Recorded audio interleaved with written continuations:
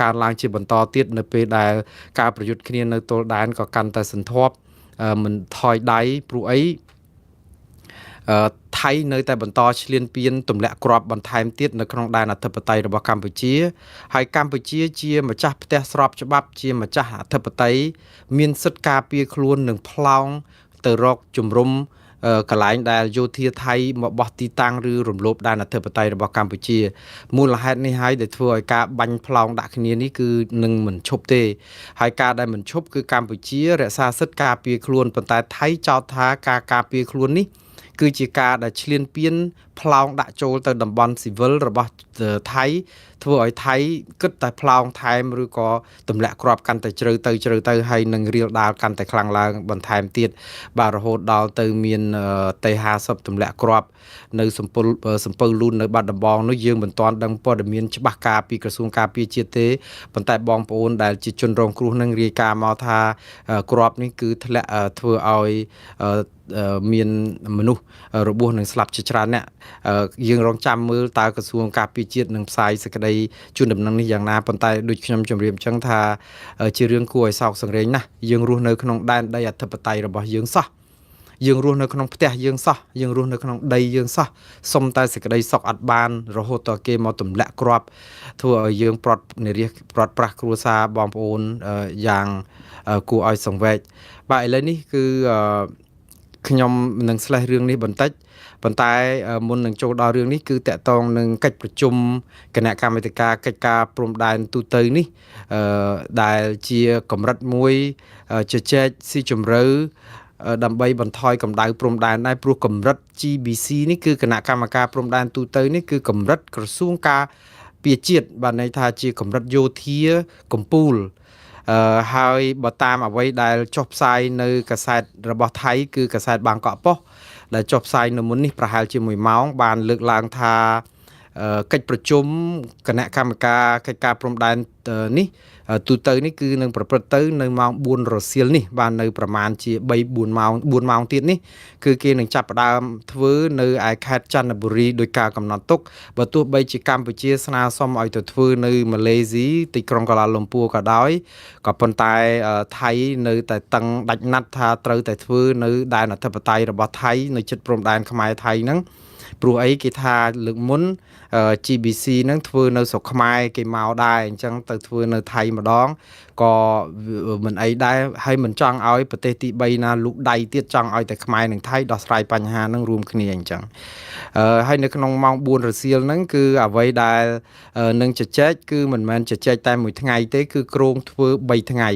24 25 26 27 4ថ្ងៃឯណោះបើយើងគិតទៅដោយប្រហែលជាធ្វើដូចលើកមុនអញ្ចឹងគឺកម្រិតលេខាធិការដ្ឋានហ្នឹងគឺកម្រិតបច្ចេកទេសហ្នឹងជជែកគ្នាដាក់លក្ខខណ្ឌឬក៏ដោះស្រាយបញ្ហាចំណុចលម្អិតហើយសិនទៅចាំដល់ថ្ងៃចុងក្រោយវាយផ្ដាច់គឺរដ្ឋមន្ត្រីការពារជាតិថៃនិងរដ្ឋមន្ត្រីការពារជាតិខ្មែរហ្នឹងគឺលោកទាសីហាហើយនិងលោកណត្តភងណាផានិចហ្នឹងជួបគ្នាទៅហើយចុះសេចក្តីថ្លែងការណ៍រួមអីអញ្ចឹងទៅដោយអ្វីដែលធ្លាប់ធ្វើកន្លងមកដែរបាទនេះបើតាមអ្វីដែលជាការគ្រោងទុកហើយដែលមានចុះផ្សាយនៅសារព័ត៌មានបាងកក់ប៉ុស្តិ៍នេះបាទហើយប៉ុន្តែអ្វីដែលគួរឲ្យមិនមែនថាចាប់អារម្មណ៍ទេមិនមានអីភ្ញាក់ផ្អើលគឺថៃនៅតែកំណត់លក្ខខណ្ឌដដែលបាទថៃដាក់លក្ខខណ្ឌចំនួន3គឺទី1ឲ្យកម្ពុជាត្រូវតែប្រកាសឈប់បាញ់មុនទើបថៃឈប់បាញ់តាមក្រោយហើយនឹងទី2គឺការឈប់បាញ់នឹងទៀតសោតគឺត្រូវតែជាការឈប់បាញ់ដោយស្មោះសរហើយឈប់បាញ់ឲ្យមែនតែនកុំសម្ោចក្នុងខោហើយត្រូវតែមានក្រុមសង្កេតការអាស៊ានទៅឃ្លាំមើលផងបើសិនជាខ្មែរសម្ោចក្នុងខោណាទៅជាដាក់សម្ពាធទៅលើខ្មែរសុតសាតចឹងឲ្យចុះថៃមិនវិញថៃមិនសម្ោចក្នុងខោទេថៃគឺសង្អានៅក្នុងខោគឺម៉ាល់ក្នុងខោផងក៏តែមិនដឹងព្រោះដូចថាខ្លាំងមែនតើអត់នៅស្ងៀមសោះហើយទី3ថៃកំណត់ថាកម្ពុជាត្រូវតែសហការដោយស្មោះត្រង់ស្មោះសរដោះមីនឲ្យអស់ពីព្រំដែនកម្ពុជាថៃការដោះមីននេះគឺដែលជាការដែលថៃចង់បានយូរហើយការឈប់បាញ់នឹងទៀតសោតបើប្រកាសភ្លាមឲ្យតែខ្មែរប្រកាសភ្លាមគឺត្រូវអនុវត្ត ភ្លាមពេលដែលចប់កិច្ចប្រជុំ GBC ហ្នឹងតែម្ដងកិច្ចប្រជុំអញ្ចឹងបានន័យថាម៉េចបើគេត្រូវគ្នាគឺបត់ជប់បាញ់ហ្នឹងគឺត្រូវធ្វើនៅពេលចប់ប្រជុំថ្ងៃ27បងប្អូនអញ្ចឹងបានន័យថាម៉េចបាញ់គ្នាសម្រុកប្រហែលថ្ងៃហ្នឹងទៀតរហូតដល់ថ្ងៃ27ហ្នឹងក្នុងករណីដែលត្រូវគ្នាផងយើងនៅបាញ់គ្នាប្រហែលថ្ងៃទៀតឥឡូវថ្ងៃនេះ23 24 25 26 27 3ថ្ងៃទៀត4ថ្ងៃហ្នឹងទៀតគឺបាញ់គ្នាស្រោចទៀតអញ្ចឹងចុះឲ្យបើអត់ត្រូវគ្នាបាញ់គ្នាប្រហែលថ្ងៃទៀតហើយវេទនាណាស់បងប្អូនប៉ុន្តែឥឡូវខ្ញុំចង់និយាយអំពីអ្វីដែលយើងរំពឹងទុកពីការដែលជួបគ្នាជាមួយនឹងភាគីថៃនៅឯចន្ទបុរីនេះខ្ញុំជឿថាបើតាមអ្វីដែលជារឿងបច្ចេកទេសអ្វីៗនឹងប្រព្រឹត្តទៅដូចធម្មតាគឺការងារបច្ចេកទេសនឹងចេះតែចែកចឹងទៅមិនអញ្ចឹងណាថៃគេលើកឡើងថាកម្ពុជាត្រូវតែអនុវត្តតាម3ចំណុចដែលជាលក្ខខណ្ឌរបស់គេប៉ុន្តែកម្ពុជាខ្លួនឯងក៏បានលើកឡើងស្នើសុំឲ្យមានបទឈប់បាញ់គឺប្រកាសព្រមគ្នាខ្ញុំជឿថារឿងនេះគឺជាការដាក់លក្ខខណ្ឌទៅវិញទៅមកទេដូច្នេះខ្ញុំអាចនឹងសន្និដ្ឋានបានថាដល់ដំណាក់កាលចុងក្រោយណាមួយនេះភាគីទាំងពីរអាចនឹងព្រមព្រៀងគ្នានៅក្នុងការប្រកាសឈប់បាញ់ព្រមគ្នាបានន័យថាមិនបាច់ខ្មែរអ្នកប្រកាសហើយក៏មិនបាច់ថៃអ្នកប្រកាសដែរគឺចេញសេចក្តីថ្លែងការណ៍រួមគ្នាទៅពីកិច្ចប្រជុំ GBC ហ្នឹងហើយកំណត់យក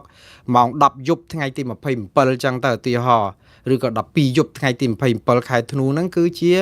ថ្ងៃដែលត្រូវអនុវត្តបទឈប់បាញ់នៅក្រៅកិច្ចប្រជុំហ្នឹងឯងចឹងទៅអានេះទៅជាដំណោះស្រាយដែលអាចទៅរួចព្រោះអីបើឲ្យខ្មែរប្រកាសថាសុំឈប់បាញ់មុនខ្មែរចង់ពិបាកណាស់ព្រោះអីតាហ៊ានថាគឺថៃនឹងចោទថាខ្មែរជាអ្នកសម្អោចក្នុងខោគឺរឿងហើយប៉ុន្តែរឿងសំណើរបស់ថៃទី2ទី3អត់ពិបាកទេខ្ញុំជឿថាកម្ពុជាច្បាស់ជាព្រមហើយព្រោះអីកម្ពុជាធ្លាប់ព្រមយូរហើយតាំងពីចំណុច4ខកាលពីលើកមុនមកម៉េះយើងព្រមគេហើយតាយើងព្រមឲ្យដោះមីនហ្នឹងគ្រាន់តែដោះមីនសាកល្បងមនុស្សធម៌អីអញ្ចឹងទៅក៏ថៃទាឲ្យដោះ13ទីតាំងចំការមីនខ្មែរសុំសាកល្បងសិននៅតំបន់ព្រៃច័ន្ទភូមិជោគជ័យអីអញ្ចឹងទៅហើយក្រោយមកទៀតក៏ព្រមព្រៀង5ចំការឬក៏5កន្លែងអីទៀតអញ្ចឹងទៅតែថៃនៅតែចង់ឲ្យដោះទាំងអស់អា13កន្លែងដែលថៃចង់ឲ្យបានដោះអីអញ្ចឹងទៅដើម្បីសកាត់កកម្ពុជាឲ្យទទួលស្គាល់ថាកម្ពុជាមានដាក់មីនថ្មីអីអញ្ចឹងទៅរឿងនេះគឺជារឿងនយោបាយច្រើនដែរព្រោះថៃចង់លាបពណ៌ធ្វើម៉េចឲ្យសហគមន៍អន្តរជាតិជឿថាកម្ពុជានៅតែដាក់មីនរំលោភអនុសញ្ញាអូតាវ៉ាឆ្នាំ1999ដែលប្រទេសកម្ពុជាជាហត្ថលេខីព្រោះមានដាក់មីនថ្មីឥឡូវព្រមដោះមីនអីចឹងទៅព្រោះអត់មានសុកកម្ពុជាត្រូវការដោះមីននៅព្រំដែនហ្នឹងទេកម្ពុជាអត់ត្រូវការដោះមីននៅព្រំដែនហ្នឹងតតែសោះព្រោះអីចំការមីនចាស់នៅសម័យសង្គ្រាមតាំងពីសល់ពីណានៃមកតាមពិតគឺជារបងដ៏រឹងមាំសម្រាប់ទប់ថៃកុំឲ្យចូលឈ្លានពានកម្ពុជាតាបើសិនជាថៃដូចសម័យក្នុងខោដូចរាល់ថ្ងៃនេះបើដោះមីនអស់គឺកម្ពុជាដូចបើកបងឆ្ការឫស្សីព្រៃឫស្សីឲ្យថៃបាច់ប្រាក់ដួងអញ្ចឹងអាហ្នឹងវាអត់មានអីខុសទេដូច្នេះតែឥឡូវបើសិនជាកម្ពុជាប្រកែករឿងហ្នឹងគឺថៃគេច្បាស់ជាចោទកម្ពុជាអំពីភាពមិនស្មោះត្រង់ហើយអាភាពមិនស្មោះត្រង់មិនសហការអីហ្នឹងគឺថៃយកលេសបាញ់ទៀតអត់មានបទជប់បាញ់អញ្ចឹងដូច្នេះខ្ញុំជឿថារឿងនេះអាចកម្ពុជាយល់ព្រមនឹងឈប់បាញ់ដកកភ្លើងដកអាវុធដកអីហ្នឹងថៃខ្មែរយើងដកតែមុនតែចឹងតែរហូតទេឲ្យតែឲ្យតែមានបទឈប់បាញ់ខ្មែរធ្វើតាមហើយចាំមើលនៅពេលដែលថៃកំណត់លក្ខខណ្ឌទាំង3នេះកម្ពុជាអាចនឹងពិបាកមែនតើនៅក្នុងការដាក់លក្ខខណ្ឌទៅថៃវិញណា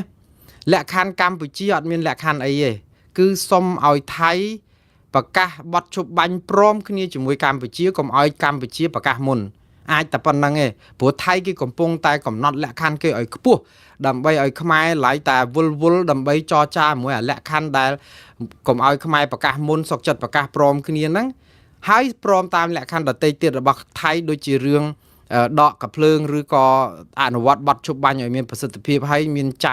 ចែងជាលេខលក្ខអក្សរថាព្រមធ្វើតាមឲ្យខាងតែបានមិនសម័យក្នុងខោលក្ខនឹងលក្ខហើយឲ្យមានអ្នកសង្កេតការណ៍នេះអីគឺវាទៅជាយើងហ្នឹងគេដាក់ឲ្យស្ថិតក្រោមការត្រួតពិនិត្យតាមផ្លូវតុលាការដូចយើងមានទោសទៅវិញណាបងប្អូនតែយើងច្បាស់ជាអាចទទួលក្នុងករណីហ្នឹងពួកអីអត់មានជំរឿស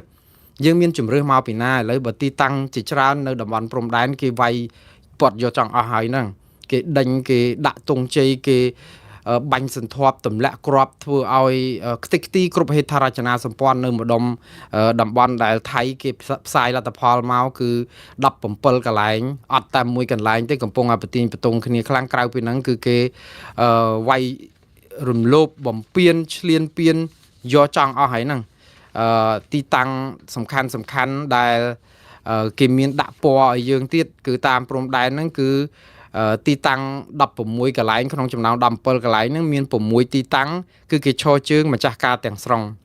5ទីតាំងគឺគេដណ្ដើមបានកំពុងតាមដានមើល3ទីតាំងដណ្ដើមយកទៅគ្រប់គ្រងបានមួយផ្នែកនិងមួយទីតាំងគឺជាទីតាំងដែលប្រទាញបន្ទងគ្នាមានតែមួយទេក្រៅពីហ្នឹងគឺគេគ្រប់គ្រងបានច្រើនប៉ុន្តែព័ត៌មាននេះគឺមានតែខាងពីភាគីថៃទេភាគីកម្ពុជាក្រសួងការពារជាតិអត់ទាន់និយាយអីទាំងអស់មិនទាត់ចោលថាមិនពិតហើយក៏មិនទទួលស្គាល់ព័ត៌មានហ្នឹងឬក៏យ៉ាងម៉េចដែរថាคล้ายអត់ទេគឺសុកចិត្តនៅស្ងៀមជាជាងស្រដីតាពីជ័យខ្ចីជាងតនេមាត់បាទឥឡូវនេះយើងចាំមើលសេចក្តីថ្លែងការណ៍របស់ក្រសួងការពារជាតិក៏ប៉ុន្តែមិនមានទេឃើញតែទាហានថៃចូលរលគ្រប់តែកន្លែងអញ្ចឹងឬមួយក៏យើងអាចគិតថាវាមិនទាន់តែចប់ការបាញ់គ្នាមានប័ណ្ណឈប់បាញ់ផងកុំប្រកាសថានៅកន្លែងណាកន្លែងហ្នឹងបងប្អូនដោយសារតែអត់ទាន់មានប័ណ្ណឈប់បាញ់ហ្នឹងហើយបានថៃបាញ់ថែមរហូតដោយសារតែឈរជើងបានតំបន់ទាំងអស់នេះកម្ពុជាចង់ត្រូវបាញ់ស្រោចកជ្រួចវង21 BM21 ដើម្បីទៅកំទេចកន្លែងដែលថៃចូលមកហ្នឹងយ៉ាងហោចណាស់ក៏ដើម្បីឲ្យថៃទ្រាំមិនបានដកចេញទៅវិញអីចឹងទៅហើយនៅពេលដែលយើងបាញ់កជ្រួចវងកាន់តែខ្លាំងថៃក៏កាន់តែយក AF16 មកទម្លាក់រកមើលទីតាំងកជ្រួចវងរបស់យើងនឹងដើម្បីទម្លាក់កំទេចទីតាំងនឹងទៀតដូច្នេះរឿងហ្នឹងវាអត់ចប់កន្លែងហ្នឹងកម្ពុជាវាយដើម្បីបដិញថៃទៅវិញថៃគេវាយដើម្បីផ្ដាច់ជីពចររបស់យើងកុំឲ្យតដៃព្រោះគេចាប់ផ្ដើមយកដែនទាំងអស់នោះបានហើយក្នុងរយៈពេល 3-4 ថ្ងៃនេះបើសិនជាយើងមិនអាចវាយបណ្ដេញទាហានថៃចេញទៅដែនថៃវិញទេគឺថៃនឹងគ្រប់គ្រងយកតំបន់ទាំងអស់នេះហើយនៅពេលដែលមានប័ណ្ណព្រមព្រៀងឈប់បាញ់មួយទៀតឬក៏ព្រមទៅអនុវត្តប័ណ្ណឈប់បាញ់ប្រកាសថាឥឡូវចាប់ផ្ដើមឈប់បាញ់នៅកន្លែងណានៅកន្លែងហ្នឹងតែម្ដងតែនៅកន្លែងណានៅកន្លែងហ្នឹងថៃវាយបលាលួសពាត់យកនៅកន្លែងហ្នឹងគឺយើងចប់ហើយយើងចាំជជែកថាអូនៅពេលហ្នឹងយើងចាំទាថៃមកវិញលើកលែងតែកម្ពុជាដាក់សំណើនៅក្នុងកិច្ចព្រមព្រៀងនៃការឈប់បាញ់នៅក្នុងគណៈកម្មការកិច្ចការព្រំដែនរួមនេះទូទៅនេះប្រាប់ថាពេលប្រកាសឈប់បាញ់ហើយគឺផ្ទាល់តែថៃដកទ័ពចេញពីតំបន់ដែលកំពុងតែគ្រប់គ្រងលើដែនអធិបតេយ្យកម្ពុជាឲ្យអស់រហូតដល់ទៅមុនថ្ងៃទី24ខែកក្កដានោះបើសិនជាកម្ពុជាហ៊ានលើកសំណើបែបនេះហើយបើសិនជាថៃមិនព្រមកុំមានប័ណ្ណឈប់បាញ់អានឹងបានឈ្នះថៃបើយើងព្រមថាឥឡូវប្រកាសតែព្រមគ្នាហើយព្រមព្រៀងគ្នាហើយណានៅហ្នឹងគឺថៃគ្រប់គ្រងតំបន់ទាំងអស់ហ្នឹងគឺនៅហ្នឹងហើយលើកលែងតែរយៈពេល2ថ្ងៃហ្នឹងរហូតដល់ថ្ងៃទី27ហ្នឹងទ័ពកម្ពុជាយើងបាញ់ស្រោចទៅលើទីតាំងរបស់ថៃហ្នឹងកំទេចទាហានថៃឲ្យស្លាប់ទាំងអស់ហើយយើងអាចទៅឈរជើងនៅទីនោះបានទេទើបទៅពេលដែលគេកំណត់ថានៅកន្លែងណាកន្លែងហ្នឹងបានយើងឈ្នះតើយើងមានរំពឹងអីដែលថាទាហានខ្មែរយើងពិតជាអាចនឹងទៅវាយយកទីទឹកដីឬក៏ដីកន្លែងថៃកំពុងតែឈូសឆាយរំលាយខ្ទេចខ្ទីហើយយករថក្រោះពេញទឹកពេញដីហ្នឹងព្រោះអីតែយើងចូលទៅថៃគេយកលេសម្ដងទៀតបងប្អូនតែយើងចូលទៅថៃយកលេសមាន drone អត្តឃាត drone ទម្លាក់គ្រាប់ផងមានយន្តហោះប្រដេញតាមពិតខ្មែរយើងមែនតើទប់ជាមួយថៃប្របាក់តែម្យ៉ាងគឺយន្តហោះប្រដេញ F16 និង Gripen Fighter Jets ហ្នឹងបើអត់អាហ្នឹងថ្មើរជើងដូចជាប្របាក់ស៊ីគ្នាបន្តិចបាទប៉ុន្តែយើងមិនអាចទប់ថៃបានជាមួយនឹងអាយន្តហោះហ្នឹងតែម្ដងហើយយើងនេះគឺជារឿងមួយដែលអកុសលមែនតើដែលខ្ញុំអាសូរបងប្អូនទាហានយើងនៅជួរមុខណាស់ដែលទឹកចិត្តមោះមុតក្លាហានអស្ចារ្យក៏ប៉ុន្តែជួបជាមួយនឹងបាក់សាដែកនេះគឺបាក់សាស្លាប់ដែកនេះគឺយើងពិបាកតស៊ូណាស់ហើយខ្ញុំសរសើរការប្រឹងប្រែងរបស់បងប្អូនយុទ្ធមិត្តរបស់យើងប្រឹងអស់ពីលទ្ធភាពហើយដែលរឿងដែលគួរឲ្យអកុសលហ្នឹងគឺយើងប្រយុទ្ធជាមួយនឹងមនុស្សយន្តណាវាយកមនុស្សមែនតើហ្នឹងយកទៅប្រយុទ្ធជាមួយនឹងកភ្លើងយន្តឬគ្រឿងយន្តណាអយុត្តិធម៌ណារឿងនេះគឺជាសង្គ្រាមមួយដ៏អយុត្តិធម៌សម្រាប់ទាហានខ្មែរមែនតើ ឥឡូវខ្ញុំគិតថាដូចខ្ញុំនិយាយចឹងថាអ្វីដែលខ្ញុំសង្ឃឹមមានតែមួយទេគឺកម្ពុជានឹងឲ្យស្នើថៃបានត្រឹមថាសុំប្រកាសឈប់បាញ់ក្នុងពេលដំណើរគ្នាក្រៅពីហ្នឹងលក្ខខណ្ឌទាំងប្រមាណយើងនឹងធ្វើតាមថៃទៀតហើយអារឿងស្អីផ្សេងទៀតដោះមានដោះអីណាហើយឲ្យយើងដាក់លក្ខខណ្ឌទៅគេយើងច្បាស់ជាអត់មានទេដាក់អត់បានយើងអាចនឹងលើកបានប៉ុន្តែថៃច្បាស់ជាមិនយកទេព្រោះអីថៃចង់ឲ្យយើងប្រកាសឈប់បាញ់មុនហើយខ្មែរច្បាស់ឲ្យថាប្រកាសឈប់បាញ់ហ្នឹងអត់ធ្វើទេអញ្ចឹងនៅពេលដែលអញ្ចឹងថៃនឹងអាចដាក់លក្ខខណ្ឌនឹងមកថាអូខេឥឡូវបើអត់ប្រកាសជប់បាញ់មុនក៏បានដែរក៏ប៉ុន្តែប្រកាសព្រមគ្នាតែឲ្យយកលក្ខខណ្ឌផ្សេងទៀតរបស់ថៃហើយអ្នកណានៅហ្នឹងបានន័យថាដោះថៃគ្រប់គ្រងបាននៅកន្លែងណាគឺជាទីតាំងរបស់ថៃហើយយើងចាប់ផ្ដើមដោះស្រាយស្ថានភាពហ្នឹងឲ្យត្រជាក់អញ្ចឹងទៅហើយបើសិនជាកម្ពុជាតតាំងជាមួយថៃរឿងអាលក្ខខណ្ឌ2របស់ថៃនឹងទៀតថៃគេនឹងកិច្ចកុកអីផ្សេងទៀតទៅដូច្នេះថៃមានប្រៀបច្រើនជាងខ្មែរខ្លាំងបំផុតនៅក្នុងការចរចាទ្វេភាគីបែបនេះព្រោះអត់មានអាញាកណ្ដាលបើមានអាញាកណ្ដាលតតែវាយគ្នាគ្មានទីបញ្ចប់ទៀតតតែអាស៊ានចូលមកម្ដងទៀតអាមេរិកចូលមកម្ដងទៀតប៉ុន្តែសហគមន៍អន្តរជាតិពេលខ្លះគេនឿយណាយនឹងយើងដែរបងប្អូនគេនឿយណាយត្រង់ថាវាអត់បានផលម្ដងហើយជាពីរដងយើងមិនមែនកូនក្មេងបៀមដៃណាយើងជាមនុស្សចាស់ទុំអស់ហើយសិនអ្នកនយោបាយដែលចាស់ភាសាអស់ទៅហើយរួចតដល់ពេលហើយស្រាប់តែចេញមកមានរឿងអញ្ចឹងហើយគេមកដដែលអញ្ចឹងទៅវាคล้ายទៅជារឿងនយោបាយវាលែងជារឿងបច្ចេកទេសហើយរឿងនេះហើយដែលធ្វើឲ្យពិភពលោកធុញទ្រាន់ព្រោះអីនៅរុស្ស៊ីនៅអ៊ុយក្រែនហ្នឹងគេដោះស្រាយមិនទាន់ចប់ផងជារឿងមួយដ៏សំខាន់តាក់ទងនឹងសហភាពអឺរ៉ុបតាក់ទងនឹងសម្ដាប់ធ្នាប់ពិភពលោកអីដែរហើយដល់ពេលមកមើលរឿងខ្មែរយើងនេះការពិតវាដូចថាប្រទេសយើងតូចយើងអត់សូវមានគ្នាទៀតវាដូចថាឯកោឃើញបានអាមេរិកជួយមួយម៉ាត់ពីរដែរប៉ុន្តែអាមេរិកដូចជាមានផលប្រយោជន៍ជាមួយថៃច្រើនជាងជាមួយយើងណាចឹងហើយបានទៅថាសេចក្តីសង្ឃឹមរបស់ខ្មែរចាប់ពីពេលនេះទៅមានតែខ្មែរយើងទេគ្មានអ្នកណាជួយខ្មែរជាងខ្មែរទេចឹងហើយបានឲ្យយើងនាំគ្នាចេះសាមគ្គីគ្នាចេះបង្រួបបង្រួមចេះផ្សះផ្សាជាតិហើយស្រឡាញ់ខ្មែរឲ្យបានច្រើនជាងមុនខ្មែរគ្នាយើងនឹងនិន្នាការគណៈបកនយោបាយណាក៏ដោយឲ្យខ្ញុំម្ដងទៀត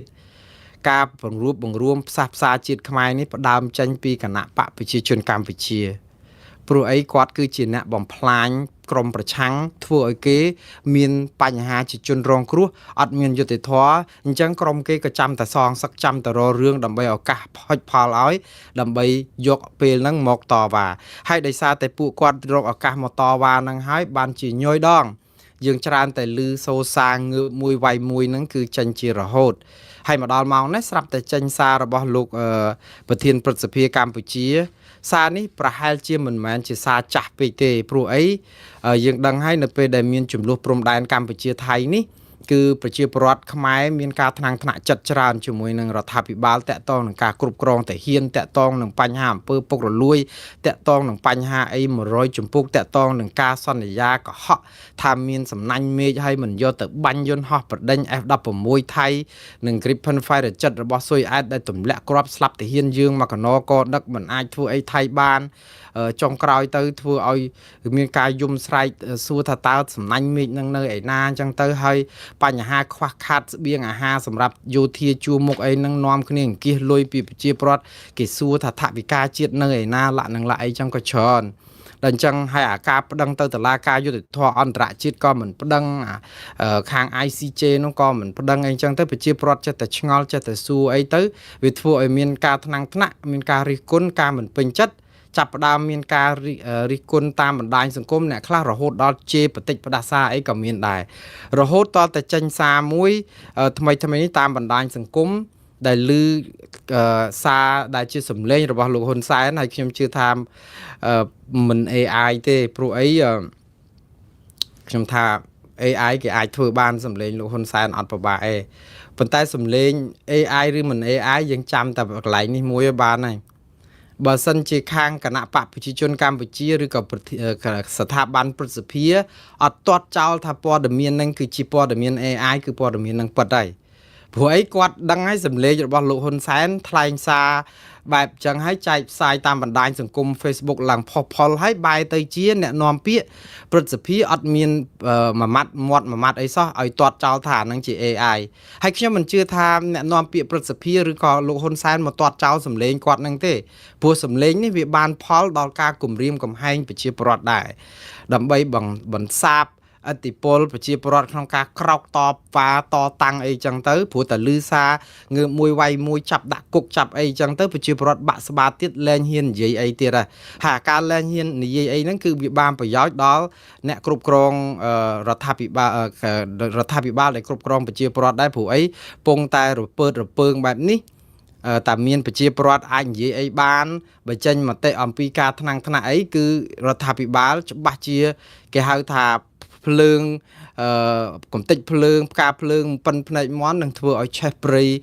សន្ធោសន្ធៅបានអស់មក Amazon ណាមកព្រៃ Amazon ហ្នឹងអញ្ចឹងយុទ្ធវិធីរបស់រដ្ឋាភិបាលកម្ពុជានិងគណៈបកកណ្ដាលអំណាចគ្មានអ្វីក្រៅតែពីបង្ក្រាបបំបិតមាត់សិនទេដើម្បីដោះស្រាយបញ្ហាដូច្នេះនៅក្នុងន័យនេះខ្ញុំជឿថាអាចជាសាររបស់លោកហ៊ុនសែនពិតមែនហើយលើកឡើងតែខាងក្រុមគាត់មកបដិសេធទេហើយសារនេះគឺនិយាយចេះសារនេះគឺជាសារគម្រាមកំហែងប្រជាពលរដ្ឋដែលជេរចង់និយាយប្រើពាក្យជេរខ្ញុំមិនដឹងថាពាក្យជេរនឹងជេរម្រាយឬក៏យ៉ាងម៉េចទេប៉ុន្តែជេរណាក៏បានដែរកុំឲ្យតែជេរប៉ះលោកហ៊ុនសែនទៅជេរប៉ះរដ្ឋាភិបាលកម្ពុជាជេរប៉ះគណៈបកប្រជាជនកម្ពុជាជេរប៉ះថ្នាក់ដឹកនាំរបស់រដ្ឋាភិបាលឬគណៈបកប្រជាជនកម្ពុជាបើជេរពួកក្រុមប្រឆាំងក៏ជេរចោះក្នុងន័យនេះអញ្ចឹងណាតែបើចូលទៅគេហទំព័ររបស់លោកហ៊ុនសែនលោកហ៊ុនម៉ាណែតឬក្រសួងព័ត៌មានឬក៏អីហ្នឹងហើយមាន comment ជេររិះគន់រដ្ឋាភិបាលពីរឿងអសមត្ថភាពអីហ្នឹងលោកហ៊ុនសែនក៏ថា comment Facebook ណាក៏ដោយឲ្យតែប៉ះពាល់ដល់ពុកគាត់ប្រើពាក្យប្រហែលជាអាចនិយាយក៏ដល់ទៅកូនគាត់ណាម្នាក់ឬក៏អ្នកណាដែលជាកូនគាត់ហ្នឹងព្រោះអីគាត់ឃើញហៅគាត់ពុកគ្រប់គ្នាហ្នឹង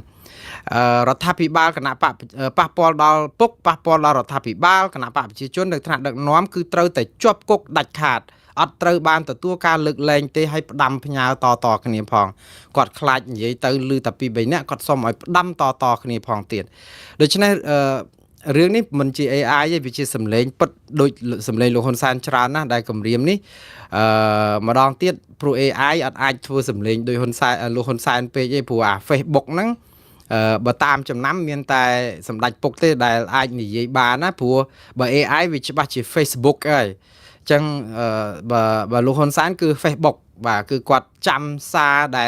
ដែលយើងងាយនឹងចាំថាជាសម្លេងរបស់គាត់ដែរបើថាសម្លេងផ្សេងទៀតហ្នឹងគឺជាខ្លឹមសារដូចថា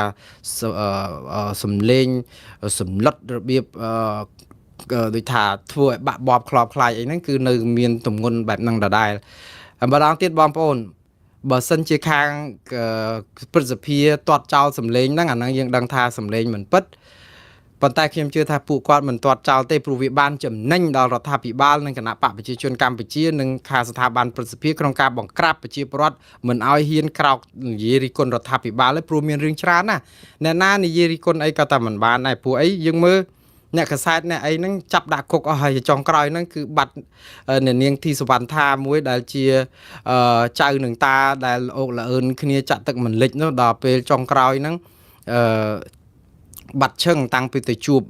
ហៅសាកសួរនៅប៉ុស្តិ៍ប៉ូលីសមកឬសូតែជាប់ពន្ធនាគារបាត់ទៅហើយបាទប៉ុន្តែយើងអត់ទាន់ដឹងព័ត៌មានបន្ថែមទៀតទេបើបងប្អូនណាដឹងព័ត៌មាននឹងអង្គការសង្គមស៊ីវិលណាឬក៏បងប្អូនរកឃើញព័ត៌មានហ្នឹងផ្ញើឲ្យខ្ញុំដឹងផងព្រោះអីតាមពិតយើងដឹងថាអ្នកនាងធីសវណ្ណថាជាអ្នកណាហើយគាត់ធ្លាប់ធ្វើការឲ្យគណៈបកប្រជាជនកម្ពុជាចៅតាអីហ្នឹងបំផ្លាញគណៈបកប្រឆាំងសង្គ្រោះជាតិនឹងអីឡើងខ្ទេចខ្ទីហ្នឹងក៏មានចំណាយធំរបស់គាត់ដែរអ្នកនាងធីសវណ្ណថាប៉ុន្តែឥឡូវនេះយើងកុំគិតពីរឿងគាត់ចូលដៃនៅក្នុងការបំផ្លាញគណៈបកប្រឆាំងអីយើងគិតថាគាត់คล้ายទៅជាជនរងគ្រោះម្នាក់ដែរនៃការធ្វើទុកបុកម្នេញចំពោះសម្លេងប្រជាពលរដ្ឋនៅក្នុងការតវ៉ាយើងគិតថាគាត់ធ្លាប់គ្រប់គ្រងគណៈបកប្រជាជនកម្ពុជាឬក៏ធ្វើការឲ្យលោកហ៊ុនសែនហើយតែស្រាប់ដល់ពេលរបស់ណែរដ្ឋអាជ្ញាឬក៏ខាងផ្នែកខាងរដ្ឋបាលរបស់ ក្រុងភ្នំពេញហ្នឹងគេចាប់គាត់ធ្វើទុកបុកម្នេញហើយយើងគិតថាគ្នាគាត់អីគាត់យើងកុំបាច់ឈឺក្បាលអីអាហ្នឹងតាមកម្មផលរបស់គាត់អាហ្នឹងក៏មិនជាសមស្រប100%ដែរយើងខឹងសម្បាគាត់ពិតមែនហើយប៉ុន្តែនេះគឺជាការរំលោភសិទ្ធិមនុស្សដ៏ធ្ងន់ធ្ងរមួយតាក់ទងនឹងសិទ្ធិសេរីភាពនៅក្នុងការនិយាយស្ដីសរសេរព័ត៌មានអីដែរចុះបើគេធ្វើគ្នាគាត់ផងគេធ្វើចុះហ្មងគ្នាអ្នកដតីតែយ៉ាងម៉េចទៅវិញយើងនិយាយដើម្បីការពារយុត្តិធម៌សម្រាប់ទាំងអស់គ្នាមិនមែនសម្រាប់តែអ្នកណាម្នាក់ទេអញ្ចឹងជួយតាមដានរឿងគាត់ផងឥឡូវសារនេះនៅពេលដែលនិយាយនៅក្នុងពេលនេះប្រជាពលរដ្ឋកំពុងតែត្រូវការស្អំចិត្តដើម្បីបង្រួបបង្រួមមានកម្លាំងមូលគ្នាដើម្បីវាយថៃឬលោកហ៊ុនសែនថាវាយចាប់គ្នាឯងដាក់គុកទៀតធ្វើឲ្យតំណាងរាស្ត្រគណៈបកសង្គ្រោះជាតិតែហើយឥឡូវនេះខ្លាយទៅជាមន្ត្រីជាន់ខ្ពស់នៃរដ្ឋាភិបាលក្រៅប្រទេសគឺលោកអ៊ុំសំអានលោកថ្លែងសារដោយហួសហេតុគាត់ថាចេះថាលោកហ៊ុនសែនហួសហេតុពេកសូម្បីតែពេលកំពុងមានសង្គ្រាមក៏គាត់គំរាមចាប់ខ្មែរគ្នាឯងដាក់គុកដែរលោកអ៊ុំសំអាននៅក្នុង Facebook គាត់ម្សិលមិញហ្នឹងគាត់សរសេរចេះលោកហ៊ុនសែនមានពេលមកគំរាមចាប់ខ្មែរដាក់គុកទៀតស្របពេលដែលថៃកំពុងតែសម្រុកវាយឈ្លានពានទឹកដីខ្មែរហើយថៃដណ្ដើមកាន់កាប់បានទឹកដីខ្មែរជិតអស់ទៅហើយនៅតាមព្រំដែនលោកបន្តថាលោកហ៊ុនសែនគួរយកពេលនេះទៅផ្សះផ្សាជាតិជាជាងសំទោសផ្សះផ្សាជាតិរវាងខ្មែរនិងខ្មែរនិងបង្រួបបង្រួមជាតិដើម្បីប្រឆាំងសត្រូវឈ្លានពានទឹកដីហើយយកពេលទៅទប់ទល់នឹងការឈ្លានពានទឹកដីពីសំណាក់ប្រទេសថៃលោកអ៊ុំសំអានបន្តថារហូតមកដល់ថ្ងៃនេះថៃកំពុងគ្រប់គ្រងនៅប្រាសាទតាមាន់តូចប្រាសាទតាមាន់ធំប្រាសាទតាក្របីប្រាសាទខ្នាថ្មដូនច្រកអានសេះភ្នំ350ចិត្តប្រាសាទតាក្របីភ្នំ500ភ្នំ677ភូមិជោគជ័យភូមិព្រៃច័ន្ទតំបន់ច1តំបន់អូភ្លុកដំរីផ្ទះ3ខ្នងភ្នំទ្រាប់លាក់បើតាមព័ត៌មានពីទាហានជួរមុខទាហានខ្មែរកំពុងដកថយសង្គ្រប់សមរភូមិទៅហើយលោកហ៊ុនសែននៅខ្លាំងជាមួយខ្មែរគ្នាឯងទៅទៀត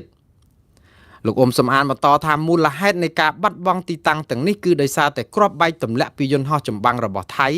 គ្រាប់ពីដ្រូនថៃនិងគ្រាប់ផ្លោងដែលអំពើពុករលួយនិងអសមត្ថភាពរបស់លោកហ៊ុនសែននៅក្នុងការដឹកនាំប្រទេសជាង40ឆ្នាំមកនេះដោយគ្មានយន្តហោះចម្បាំងសូម្បីតែមួយគ្រឿង